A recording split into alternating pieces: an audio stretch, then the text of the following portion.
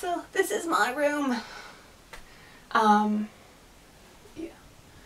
So, sorry I haven't made a video in a while. It's been kind of crazy. I've had a bunch of essays and stuff. And I've been sick, etc. But I'm back now.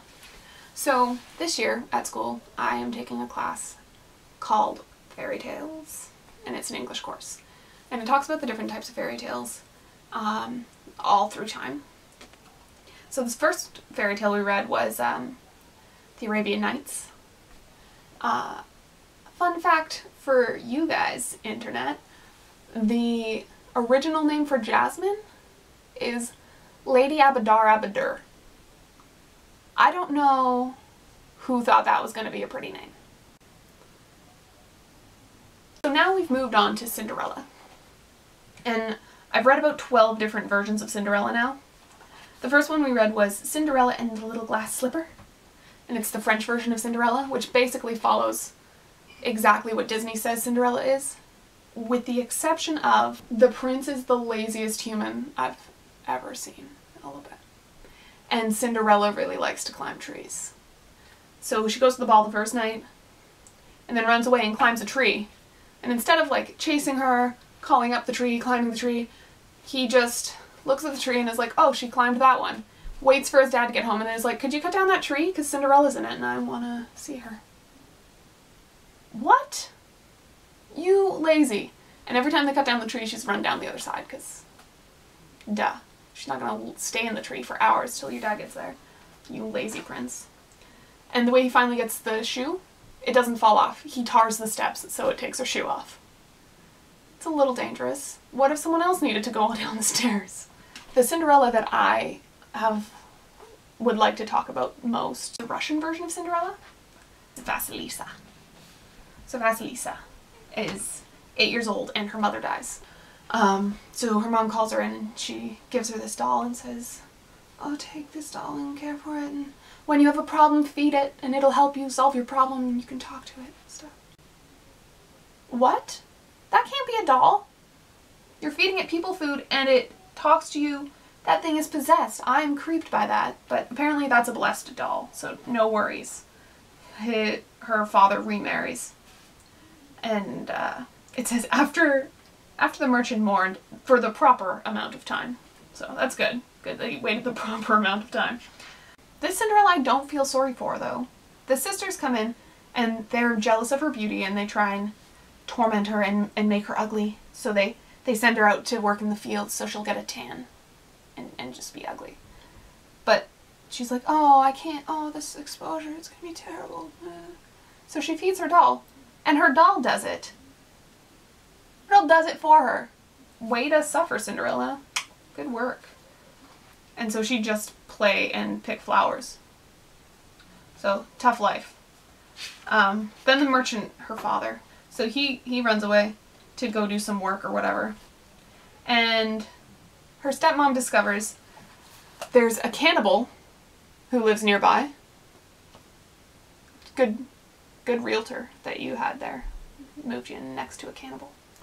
And she realizes she lives in the woods, so she's always sending Cinderella in and being like, pick up sticks, I need twigs, oh my goodness, you gotta go in the woods. Knowing that Baba Yaga, that's the name of the cannibal, is in there waiting to eat people. And every time the doll guides Cinderella so she doesn't get eaten. And then finally the stepmother's sick of this maybe she'll get eaten, maybe she won't thing. And so she sends her straight to Baba Yaga's house because she says that they need to get some light for the candles. Cinderella, in this story, knows Baba Yaga's a cannibal. I don't know why she's the only neighbor she feels she can go to. Just the one who might eat you. Good choice. Good. That's a nice plan. Who wouldn't be tempted by this? She goes to see Baba Yaga and doesn't get eaten, actually.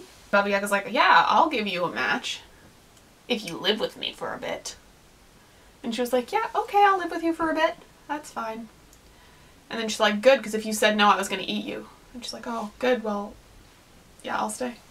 And every day she gives her a new list of things to do. And if she doesn't complete the list, she's going to eat her.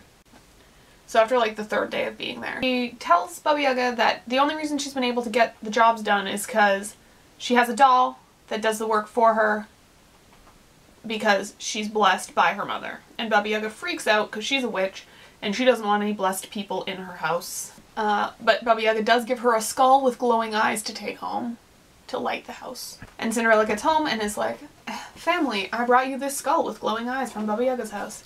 And they're like, we're actually excited to see you because it's been dark here for a bit. They were sending her to get eaten. Why were they actually waiting for her with a map? They actually didn't have any backup lights? Bad planning, stepmom. Anyways, so she goes in and she's like, use the skull. And they're like, we'll use this. By morning, it has burned them alive. What? Anyway, so they're dust, and Cinderella's like, oh, they're dust now. I'm gonna go stay with this other old lady. She did have another neighbor, but whatever. So she moves in with this old lady, and she just makes some fabric. And then they give it to the Tsar, the like king of Russia, and he decides that anyone who can make such nice material probably should be his wife. So they get married. And that's how that story ends. I don't know. I didn't really... Why is there like... This seems like a really violent version of Cinderella to me. I know in the Grimm Brothers they cut off their heels and get their eyes pecked out, but in this one they get burned alive. And there's a cannibal in it who is eating people throughout the story. And Cinderella gets the boy, like, for no reason. He hadn't even seen her. He just knew she sewed well. Really? Is that the only qualification? At least in the other one, like, they talk for the night. I don't know. Anyways, and such. And I hope you have a lovely holiday weekend, unless you're an American, because then it's not a holiday. Anyway, bye!